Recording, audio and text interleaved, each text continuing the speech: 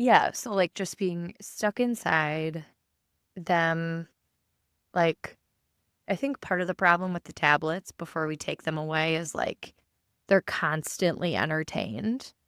Like, there's not a moment where they, like, have a feeling of boredom. Yeah. And then, like, right before I get on to record with you, right, it's, like, almost nap time. Finally, they're playing Floor is Lava together, like, making something up in the playroom, and I'm like, "Son of a bitch."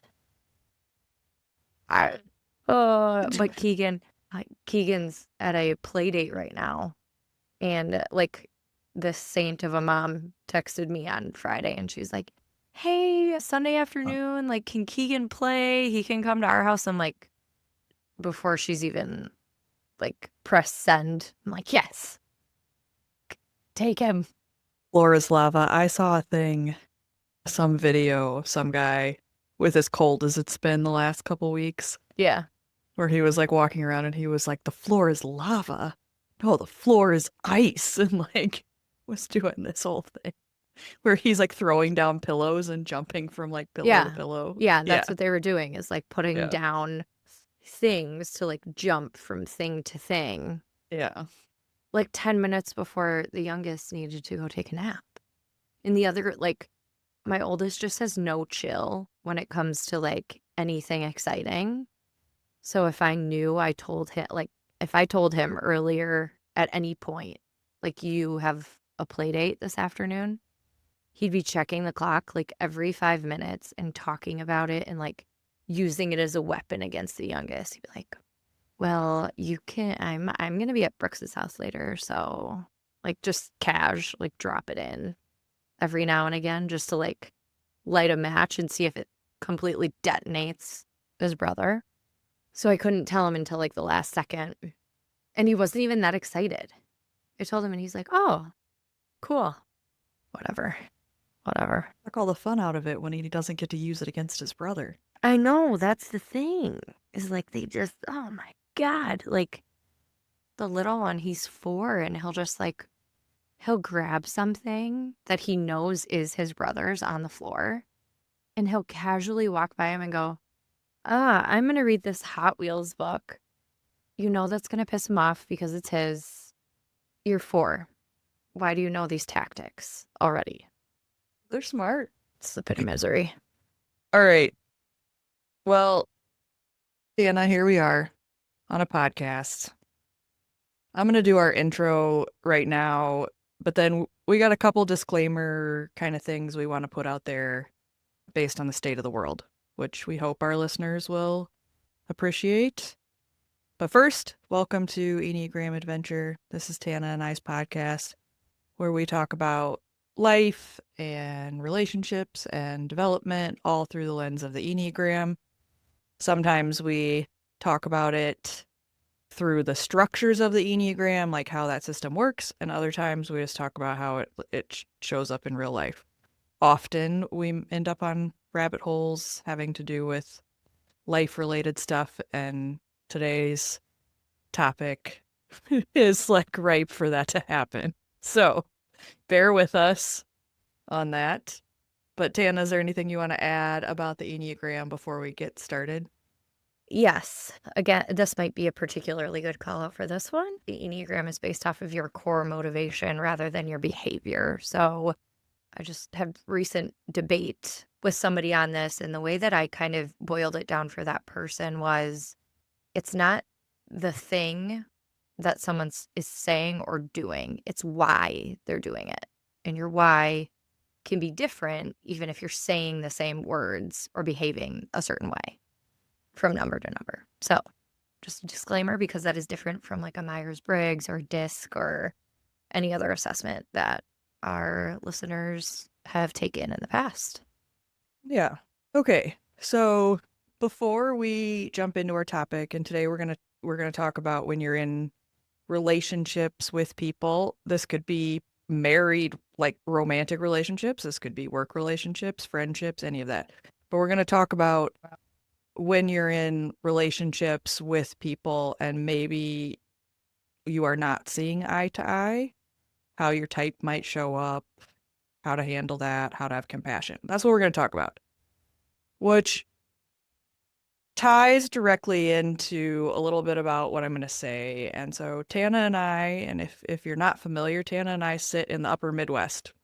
And there is a lot going on right now. I think, if you've managed to avoid the news, the internet, and everything, and you don't know about what's happening in Minnesota right now, I'm actually a little jealous because ignorance is bliss sometimes. But I'm assuming most of our listeners are plugged into what's happening up there in the Twin Cities right now.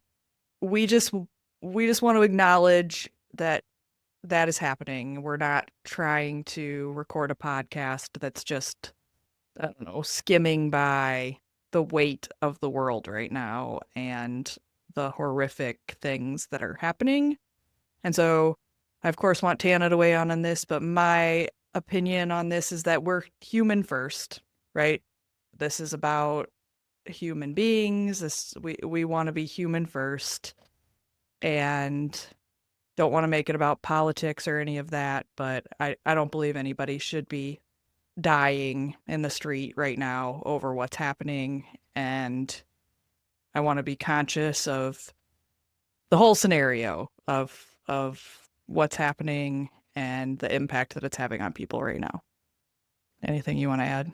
I don't think so. Maybe just whatever side or not side you're on, just to that human point of view. Everyone's entitled to their opinion. I think that the heaviness of it all is fair, regardless of what you think or believe. So just recognizing the weight that some are feeling, maybe some more than others, and that's okay. We would be big proponents, if you're new here, that you should take the time to feel all of your feelings associated with this. And I do know I have a couple of 8s in my life that are pretty charged up on the justice side of what's happening. I think that's fair. I think if you have all those feelings, like, you should feel them and work through them and do what you need to do. Okay. So yeah, that is heavy, uncomfortable for sure. But when we think about having these relationships with different people who are reacting to different things, all for different reasons in different ways in the relationships around us, I don't know, it's worth talking about how we navigate those. Like I am, married to a 9. If you're new here, I'm an Enneagram 5. I'm married to a 9, and we tend to stay pretty quiet about it. It's not that both of us are immune to it or aren't noticing things, but I would say our house, just based on the nature of 2 withdrawing numbers, is pretty quiet when it comes to things that are highly charged by the world. But it might be different for you because you're married to an 8. So, I mean, so for those who are new, I am a 2 and my husband is an 8. My husband is also a first responder. So that does, like, when stuff like this comes up, we generally do not talk about this kind of stuff at home, partially because I think, like, he absorbs it all day in a different way than I do. And he's just not a talker of that, because then that would mean a feeling. So the tendency for him is more the interpersonal stuff that comes up in our house, and very confrontational. He is, like, passionate, like, so much so if I am not at my most aware point, I will get defensive for no good reason, just to defend it for no reason at all. So then that gets a little bit circular for us. So if I start to feel that way, I have to, like, hit the reset button somehow, some way. I just know that about myself. The work for him, though, is to see when he's done that and just make a statement of the obvious. Like, I might have put you on your heels there, right?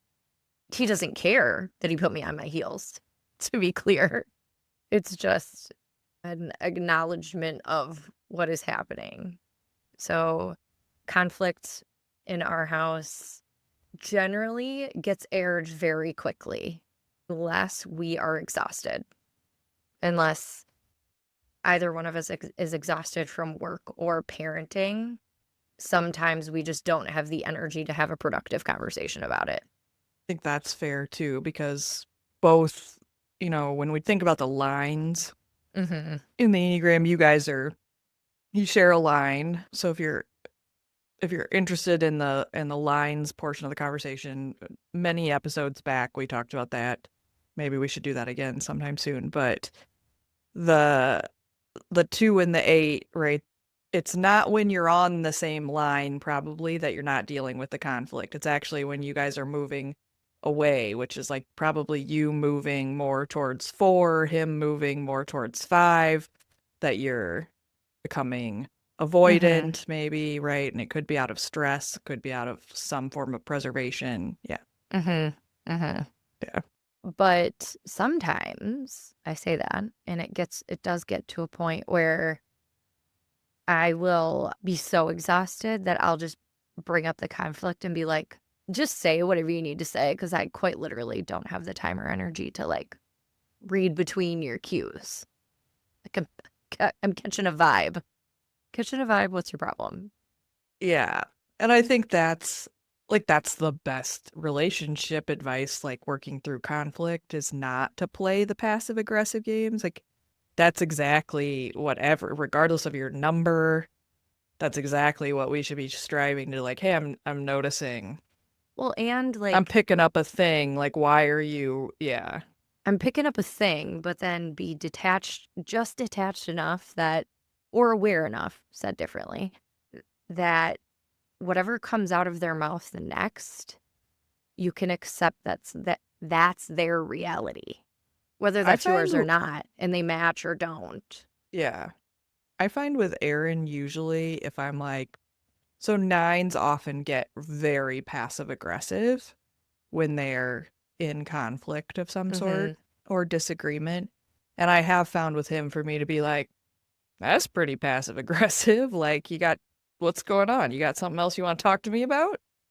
That often it also takes the edge off of it a little bit too, where he's like, oh shit, I didn't Mm-hmm. mean it that way. Or I'm just really tired. I'm sorry it came off that way. Or maybe there is a bigger thing, but that's one way for him to like know that I know. So I Mm-hmm. think that whole thing of like, I'm picking up a vibe, what's the deal? Yeah. Yeah, I think I give Yeah. that advice a lot in work related stuff too, right? Where if somebody's For feeling and sure. they start telling a story about something, I'm like, well, why don't you just call it like, hey, I noticed you seemed a little off Mm-hmm. in XYZ meeting. Mm-hmm. You want to talk to me about it? I my husband's in like I think I talked about it maybe last episode. So he's like doing a diet thing. We're like transitioning off of the diet thing, but now he has effectively organized every, I think, drawer or crevice in this house, with the exception of the kitchen cabinets. And even some of those he's done. I bring it up because it has created conflict for us before. Because when I'm not healthy, I am having this inner monologue of like, he's doing this because I'm not doing enough. He's doing this because he's annoyed with me and he needs to get it done and he needs to get it done now. Doesn't he realize everything else that I do? Doesn't like it's like this super two martyr, like rinse and repeat cycle in my head.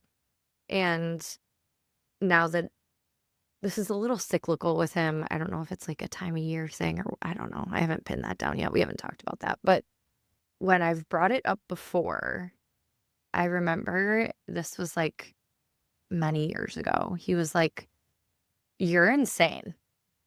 Do you think that, don't you think that he could be doing that just because he sees something that needs to be done and he's doing it just like you've always wanted instead of having to ask for help?" Isn't it interesting too how quickly we can take something that probably has nothing to do with us And somehow, and yeah. make it about us. Because honestly, like if he's cleaning out a drawer or doing a whatever, it probably has more to do with something he's feeling than anything Mm-hmm. that you've done or not done, right? Right. That could have nothing to do with me. Or he could be, I mean, I don't know, depending on what the situation is, it could be like, oh yeah, I did ask him to do that and he's just now getting around to it. Whatever. Yeah, or like he's made a comment about the junk drawer in our kitchen before, and I have organized that thing, I swear to God, 50 freaking times. And he I said, I think, I don't know, it was like a month ago, I was like, I'm just not doing that again. It's just not worth my time. Just a black hole. Oh my God. It's like, and like the kids rifle through there for like that one pencil that they got for Valentine's last year that has the little, like, they have a memory that just holds on to these little trinkety things that just end up all over my house. My husband's also a purger. He will like purge whatever has no immediate purpose. I don't know if I've told the story about 2 crock pots. Have I ever told that to you? No. Everyone has 2 freaking crock pots in there. Every married couple has 2 crock pots, right? Like, We have three and an thank Instant you. Pot. Thank you. I rest my case. We were hosting this last holiday season, and I went down to the basement looking for the second larger, by the way, different size crock pot. I can't find it anywhere. And I went to him and I was like, "Hey, where'd that go?" He's like, "Oh, that's way long gone. Long gone. You got rid of a perfectly good crock pot." And he's like, "We never use it." I'm like, "That's not the point."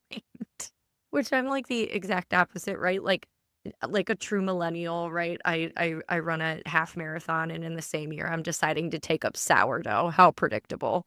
And I get like all this shit ordered from Amazon this last week. I'm like, the little baskets with the linen liners and the scoring tool and the big glass bowl and the food scale. And today more came, and I like ran out to the porch to get the box quick as if we don't have a Ring camera and like bring it back in. Destroy the evidence. Just just avoiding the conflict that comes with ordering more things that he's actively purging. That's funny. I think here we have the opposite. I'm the purger. I'm the like not sentimental one. I'm Oh, like, you what? We like do not throw need all this everything shit. Get away. rid of it. Yeah, like I love to do those minimalist challenges. Have you done that? Where you Mm-hmm. like on day one it's one thing, on day two it's two things, on day three it's those things. I Oh love those. yeah, I was all into the Marie Kondo Yeah. method I for a never really long time. I never did the Marie Kondo thing, but the minimalist thing I did.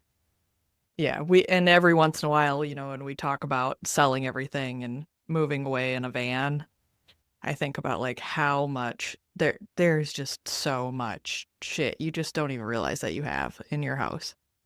So I Oh tend to my be that God. way. Yeah, to the point of I'm pretty sure we had like a bin and it had like the Christmas stockings that my grandmother knit and Mm-hmm. childhood ornaments. I'm almost positive that went to Goodwill, like in a moment of like, not on purpose, but like in a Just moment of like clean out of like, here, get it there's a out. bunch of boxes, take all of that, get rid of all of this, which is Yeah. terrible.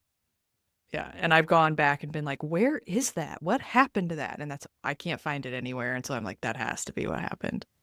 Yeah. I it, So, if I'm not careful, like shit disappears around here. yeah. Things that I actually use. Be like, where's that thing? Gone. No, we do have three. They're all different. To your point, they're all different sizes. One Like, of them is 22 years old because it was a wedding gift. So, yeah, yeah. I think ours was a wedding gift too. Like, it's a crock pot. Just we got gifted a Nesco for I don't remember what. And he tried to like give it away as a gift for like a golf outing or something. And I'm like, no, I'm gonna need those are the that. kind of things like when you need them, you like need them, You and need it's a them. pain if you don't have them. Yeah. It's annoying. But oh my God, yeah, that's like the latest big, like, quote unquote conflict. But yeah, my sister is a 9 and she and conflict are like oil and water, which with 9s, they have a very complicated relationship with conflict. They think that relationships can't exist after conflict. So her husband is like very much like okay with conflict. So it took her a long time to get to a certain point. But even now, her tolerance is so high, and I get so jealous about it because I'm like, God, you just have the capacity to just like, yeah, whatever. Meh. Like, you're going to be mad? Fine. Be mad. Be mad. I think what's interesting with 9s, because it's one of the places that they do kind of fall asleep to it or like numb themselves to it. Mm-hmm. Because as someone like married to a 9, there is like the admirable thing like you're describing there. But there's also being married to that can be so frustrating because sometimes it comes back as like silent treatment or me like pouring my heart out about something and getting no response and just like a blank stare. And that is like so infuriating, right? To like not have Mm-hmm. what you're trying to work through with this person even be acknowledged. Yeah. Yeah. And it turns me into like full logic bully mode. Like full, like, okay, now you're not going to talk to me? Like, okay, great. Mm-hmm. Now I'm going to nail you to the wall. Like, there's like that kind of thing, Right. which is also not healthy, right? But it's like, we can't work through this if you say nothing. Right. I know a couple of 6s that can be a little logic bully-esque in conflict, now that I think about it. I think I gotta think back to their tri-type, though. I can't remember. Particularly the counterphobic 6s that I know can be a little bit that way. Think a couple of 6s I know are phobic, and in conflict, they tend to go people pleaser a little bit. Like, fine, fine, I'll just, whatever you want. Like, I'll just give you what, like, you can just have what you want. And Hmm. sometimes, like, I'm like, well, that's not the thing either. That's not what I'm looking for. Well, it's tough, right? Because, I mean, even with the counterphobic 6, maybe I'm mistaking the logic bully for like, I know that this is right and I'm right. Yeah. No, I think it's Because still, yeah, I think it could still be logic bully-esque for sure. because I've worked through everything that it could Yeah. possibly be, and I know that this is the answer. Yeah. But I do think, between phobic and counterphobic 6s, because counterphobic 6s can come off a little 8-like. Hmm. Hmm. And so that can also be how some of that energy is read. Whereas a phobic 6 is going to be a little more, I don't want to say more like a 2, but a little bit more like a 2. I think Yeah. what's interesting though is like from the 2 perspective, I get like I have no stamina in conflict. Does that make sense? It may not necessarily be all 2 energy. It might be a little bit of that 6. My think's like a 6. But a lot of times I will get to a point where I am not going to die on this hill. Like this is not worth it to me. I do think some of that's too though, also. Because when you're not going to die on that hill, what are you solving for? I'm solving for I value the relationship over being right. Which is very 2. Hmm. So then so 6 is solving for safety. Yep. So if they're giving in, if it's like, fine, I'll do whatever you want to do, it's the safety of I'm not gonna, I don't want to lose. It's, you could still say it's about the relationship, but it's more about the loss of the security that's in that relationship. Now, if you were to see a 6, you know, stand up for something with, you know, where it's not in a personal relationship, it's going to come off very different. And, those of you that listened to our podcast with Laura, who's a 6, right? Like the her at work is probably not going to like roll over in the conflict the same as it might show up in a personal relationship. Right. And that's more to your point of with 6s that are like, no, I'm right. Right. And I know I'm right in this scenario. And I don't, and there isn't something I'm going to lose if I tell you I'm right. But Right. I mean, it's a little bit even like what we talked about in our last episode where we talked about, connection, and attachment and the triads that are associated with those. If you think about what every person is solving for, ultimately it's the being loved and cared for is how all of these things, all 9 types came to exist and all 9 ways of being in the world came to exist from the very core human need to be cared for and loved as a child. It's just that each person through the household that they grew up in were like, oh, this is the thing that gets me loved and cared for. This is the thing that keeps me out of trouble, thus loved and Mm-hmm. cared for. So if you like boil it all the way down to, you could be like, well, all of them are based on relationship. Well, it's also this idea of like what kept you safe Mm-hmm. and alive. I guess then if we think about a number that we haven't talked about, what is 4 solving for? 4 is solving for. Well, if the 4 gets into, I mean, I'd be curious. We'll have to have Hector back on at some point, or maybe we can get another one of our 4 friends to come on. One of our 4 friends recently wrote a book. She would be fun to have on. Oh, she would be fun to have on. But I think that, 4s in their desire to like be unique and special in conflict, they can double down into the no one understands me and it's not possible for them to understand me. And it's because I'm so unique and so different from the rest of the world. But they're still what they're solving for is the feeling of safety they get from their uniqueness. Right. It's not quite like relationships in that sense, in the same sense.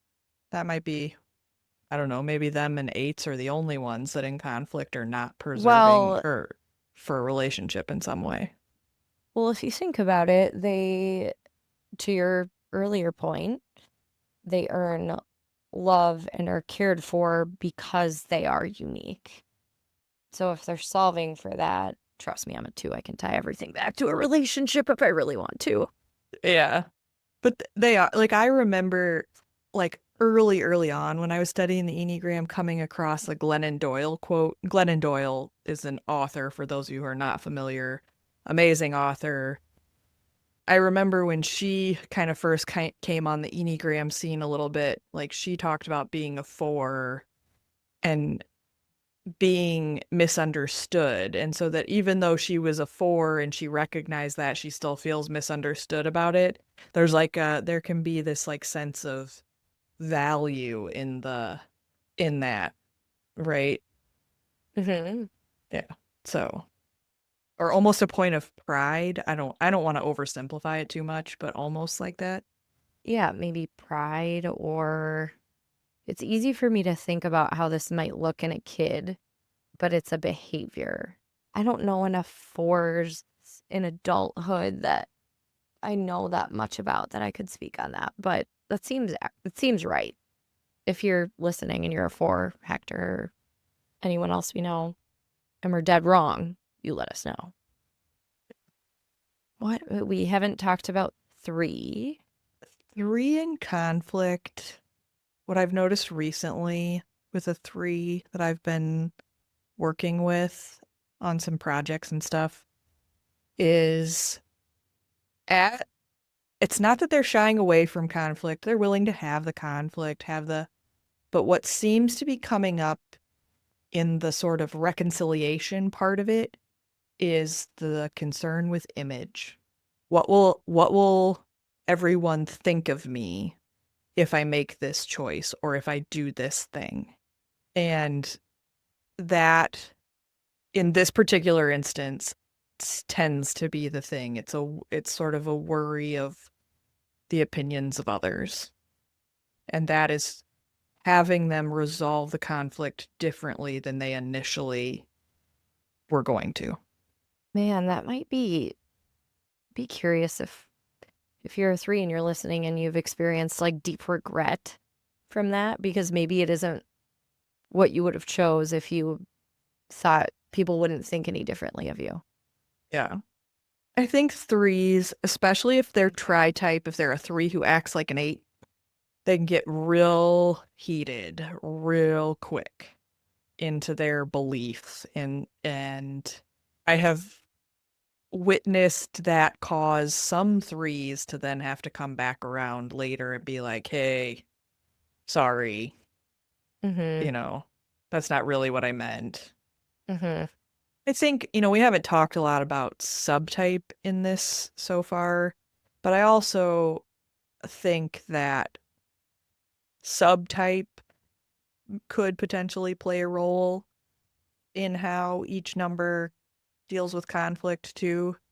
If you're a self-preservation subtype, you're gonna react pretty differently than a social or a Mm-hmm. in the conflict, right? Because if that's your predominant sort of thing of I need to make sure I'm okay Mm-hmm. first. What I was thinking about was, and maybe we'll have to do another podcast on the subtype in conflict, because that makes more sense to me. For like, I remember when I was a kid, I would always notice the person who is being left out, and then I would like make it a point to like go do something about that. But it was because of the conflict. Like, I assumed that they were upset, or I assumed that something was wrong. So if it was going to cause conflict, like, nope, we're going to go fix that real quick. It's interesting.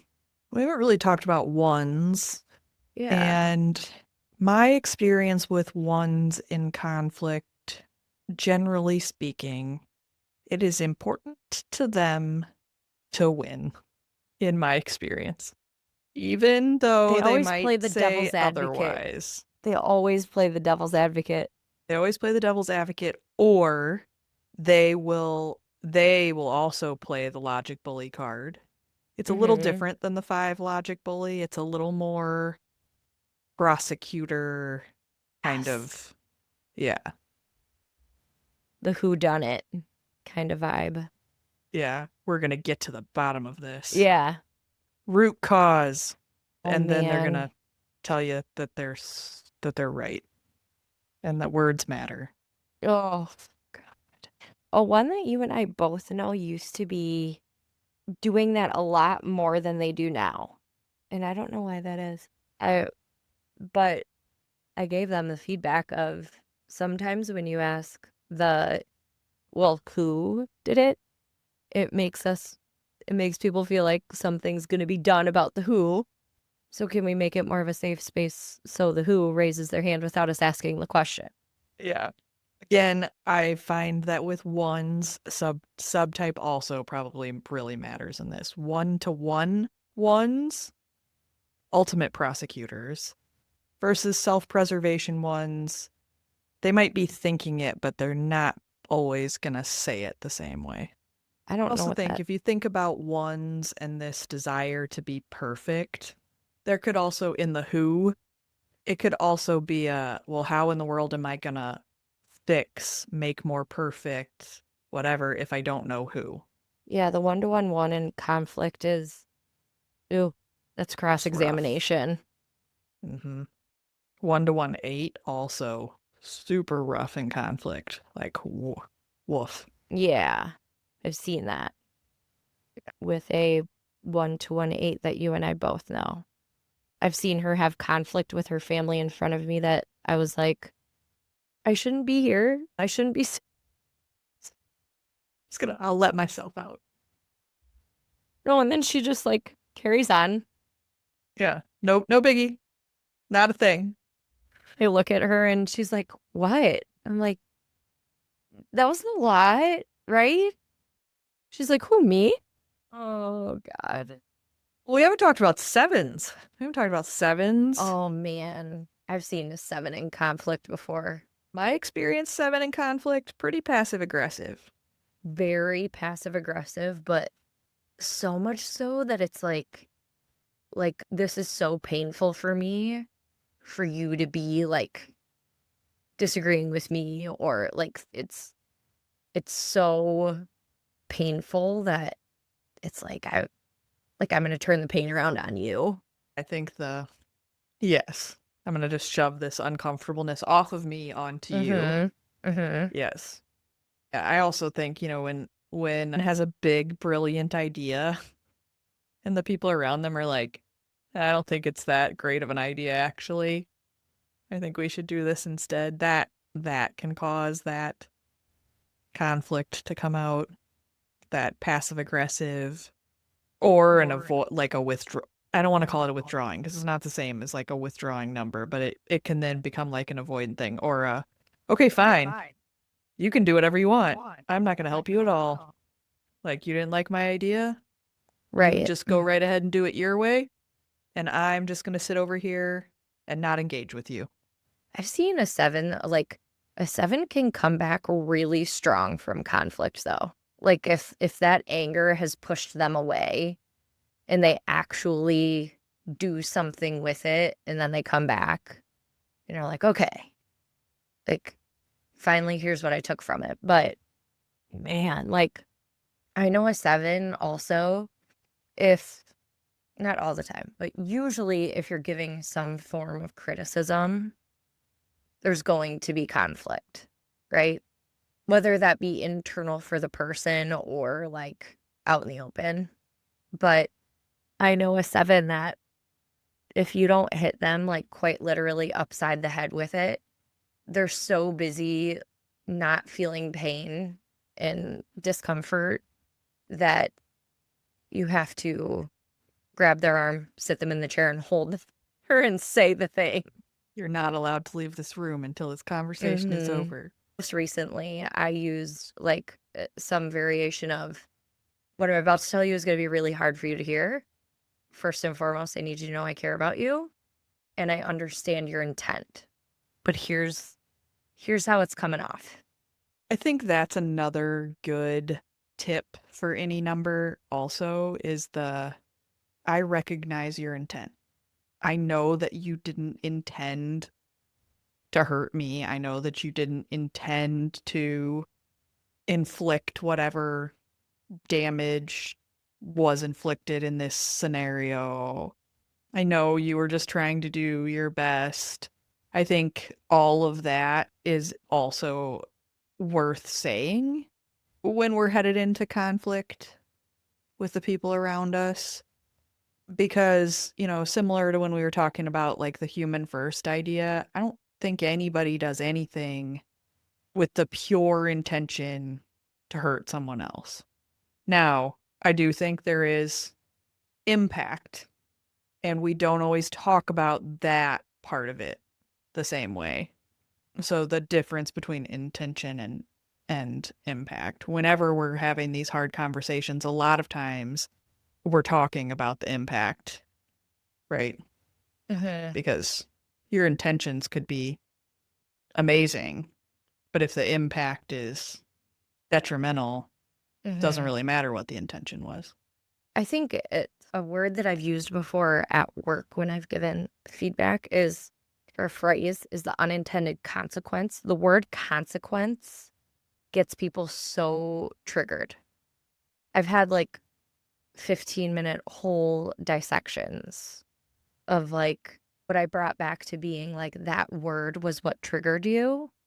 Your unintended result. Here you go. Here's the product of what happened here.